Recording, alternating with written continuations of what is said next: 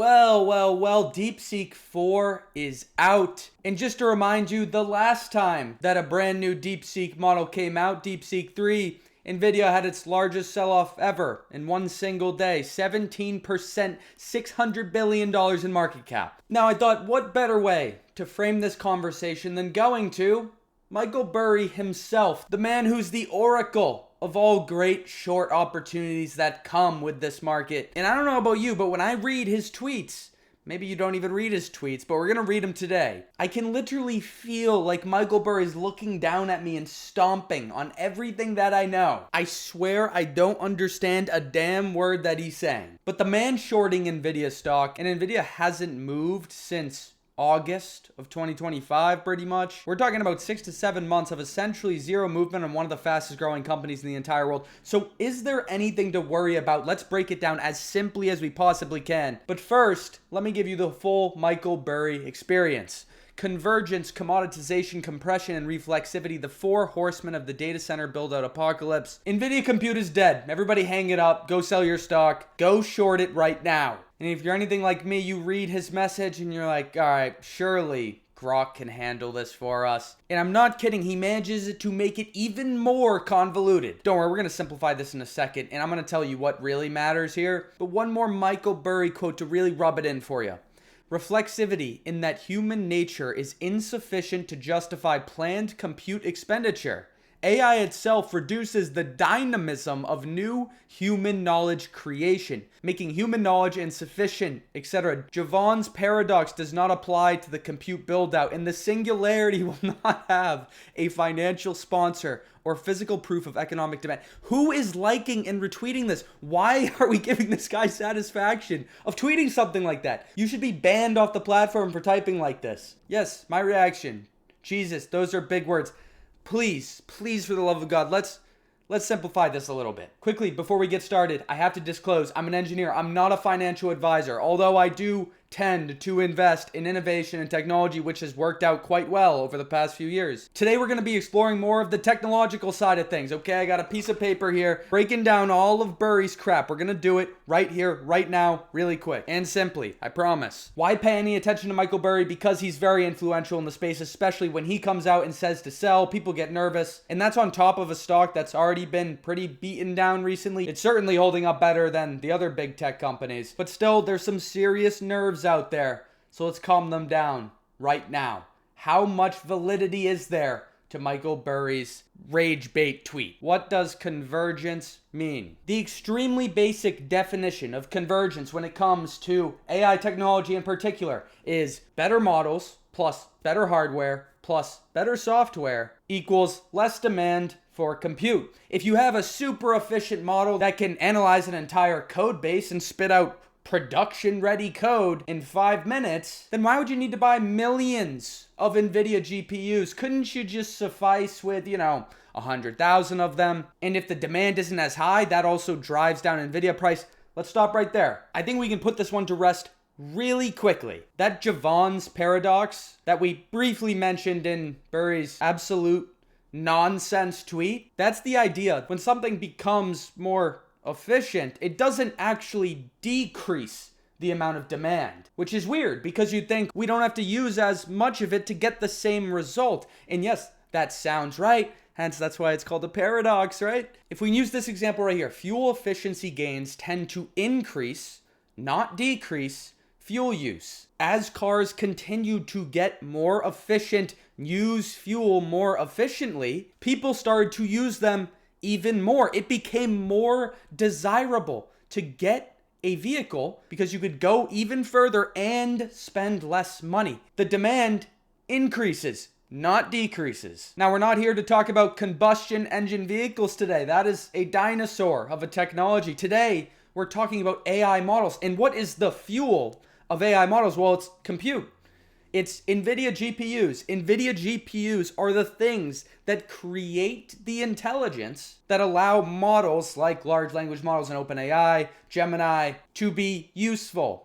Whether you agree with that or not, that's the premise at least. This is AI token usage on a week-over-week basis on OpenRouter. Basically, a gateway for developers to access all sorts of models Gemini, Claude, Grok, GPT, DeepSeek, Moonshot. You get the point. It's a good way to gauge the overall ecosystem of how many tokens are being used right now. In even simpler terms, how useful is AI becoming?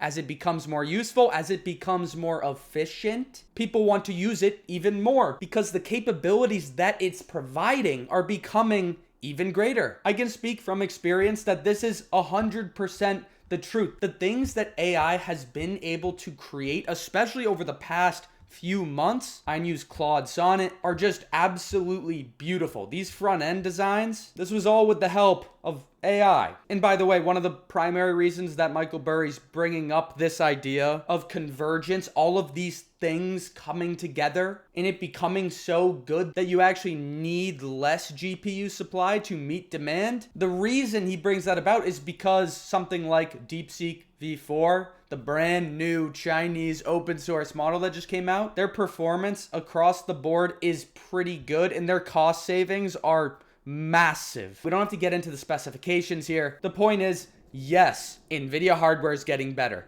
Yes, CUDA, their proprietary software ecosystem, is getting better. They're finding ways to maximize their hardware to the fullest extent. Yes, models are getting more efficient. We just saw it with DeepSeek, doing more with less. But the point is, as these things get better, so will the demand for token usage. So let's cross that one right off. That's not valid, at least right now. And according to Javon's paradox. Now, there is a caveat here that Michael Burry points out in this second tweet that we read earlier, but we'll get to that. Number 2, commoditization. Why in God's name do I have a piece of corn on my screen right now? I thought this would be a very simple and slightly humorous way to explain this concept. A commodity is something like corn, oil, soybeans, a product or service that you buy purely based on the price. All right, if you're fully organic, then maybe you'll go get the organic corn.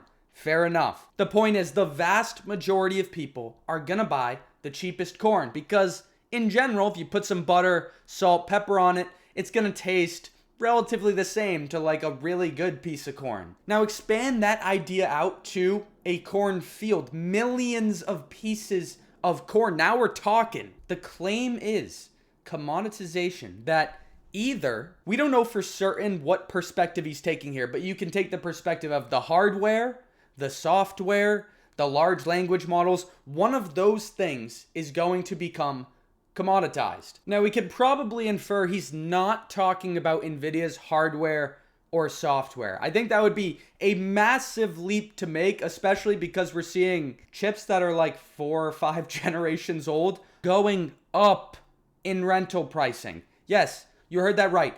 A piece of hardware that depreciates with time has had an absolute surge in pricing over the past 2 months. That means Nvidia earnings are going to be absolutely disgusting in a really good way. But we're not talking about their earnings today. We're talking about DeepSeek v4. There is competition between Nvidia's GPUs and others. You got AMD. You got Broadcom. You got Google itself trying to build out their own chips for their specific workloads. But let me just show you why the hardware side of things is not where the commoditization is going to come, at least anytime soon. Nvidia has reserved more than 50% of TSM's CoWoS production. Why'd I say it like that? I don't know. Chip on wafer on substrate. We don't need to get into CoWoS. Just know it's an advanced manufacturing capability that basically only TSMC can do. And Nvidia has basically claimed all of that capacity. So in other words, AMD and Broadcom are just gonna have a hard time even manufacturing any chips in the first place, despite what demand may be. Again, we mentioned the commoditization has to happen somewhere. Hardware, software, LLMs. The hardware and software, I'm gonna oversimplify this for you real quick. If we take the whole Nvidia product from silicon to the manufacturing, to the memory, to the chip, to the networking, to the connectivity between all those systems, to the CUDA software ecosystem, that entire product line is just better than everybody else's. That's why the company's worth $4.5 trillion, and Broadcom, AMD are worth like a fourth to a tenth of that. The best argument that someone short Nvidia would have would be LLMs being commoditized. Let's be honest, does it really matter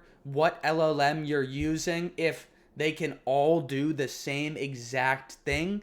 They're essentially just a massive pattern recognition system, more or less an encyclopedia, right? If they all score 100 on some high school math exam, then I think most people would just say, all right, I'll just use the cheapest model. Makes sense. Like corn, you're going to buy the cheapest corn. Are we close to that? Maybe. You could argue yes. But one thing I want you to consider is, why would these four companies, four of the biggest companies that exist on the planet today, four of the companies with the best cash flow in the entire market, why would they sacrifice a stock plummeting, cash flow going to zero or negative in Amazon's case, if they truly believed that these LLMs would be commoditized? We've heard Meta CEO Mark Zuckerberg himself say that he's committing all this AI spend to build out, in part, personal superintelligence. Sam Altman, CEO of OpenAI, says, hey, we want AGI. In other words, these companies are betting massively that they can find use cases to make sure that this AI spend is not susceptible to commoditization in any sense. So commoditization definitely has a better case, but a good thing to pay attention to is who's willing to drop their price on their large language model. If Gemini comes out and starts pricing their monthly rate at, say, $10 and Chat-GPT's pricing at 20, and everybody and their mother flocks over to Gemini immediately, then you know in large part that these LLMs have been commoditized, which does put pressure on Nvidia. Maybe OpenAI's erotica could save them. We don't know that yet. Compression. This one is relatively similar to convergence, at least in the way that I'm going to interpret it here. This guy on LinkedIn explains it better than I ever could. But again, he uses a lot of big words that we don't really need to use when we're talking about this. So let's simplify it a little bit. The idea is right now we're building these massive transformers, right? Transformer as in you use English to communicate with the computer. The computer then translates that English into something that it can understand and transforms that input into an output, whether that be a video, a meme from Sora, an image, a deep fake where you're trying to blackmail your friends, planning a workout on Chat-GPT, whatever it is. The point is we're building out these massive systems, but eventually we need to start specializing them to help with more specific use cases, like Siri not being ass, maybe improve on that a little bit. But to do that, we need to shrink the model. We need to compress the size of those models to make it even feasible for Siri to be as good as some of these LLMs that have 1 trillion parameters. That ain't fitting on an iPhone, I can promise you that. Now, there is a lot of truth to this actually, but like we just saw and talked about, I don't think big companies are too worried about making super specific AI agents right now. We got our minds on super intelligence and AGI. Clearly, with $600 billion in CapEx split between just 4 companies, 4 entities, I think there's a vision on something greater than just an agent in your workflow that makes some process easier, more efficient, saves money. You get the idea. So yes, compression does make sense, and that should happen. There should be elements of compression, and there should be elements of expanding, growing CapEx to support these greater ambitions. Whether you agree with that or not isn't the point of this video. Obviously, there's a lot of debate there, and we'll get into that one in a little more detail right now with reflexivity. But to take a bearish perspective using compression, I think is not valid. As the technology compresses or becomes more specialized, there's not as much of a need for data capacity. That's the idea. Now, finally, this one is a fun one. We're going to keep it simple. We're going to keep it quick. Reflexivity, in that human knowledge is insufficient to justify planned compute expenditure, making human knowledge insufficient. Holy shit, dude. What are we talking about? Let's simplify this line by line. Because to debate this one, we're going to have to understand it a little bit better. The first thing we need to understand before even starting to read this is 2 concepts. Jevons paradox, which we already talked about, as efficiency increases, as AI models get better at using tokens, keeping the costs down, people will use them more, not less. Compute demand will go up, not down. 2, singularity. Y-axis is knowledge, x-axis is time. These 2 lines denote the current period of time we're operating in right now. Think of this first line as the beginning of machine intelligence. AI is upon us. This right here is human intellect. Generally, over time, it goes up. We create new tools. We create new systems that allow us to gain new fields of knowledge, new depths of knowledge within those fields. This right here is machine intelligence. I think you can start to see where we're going right here. Machine intelligence obviously grows really, really fast. It might start off slow, but since it can perform, 1 trillion times the amount of operations that we can do in our head per second, it just has a purely mathematic advantage on us. This point right here, when machine intelligence surpasses human intellect, is called the singularity. After this point in time, technology starts to increase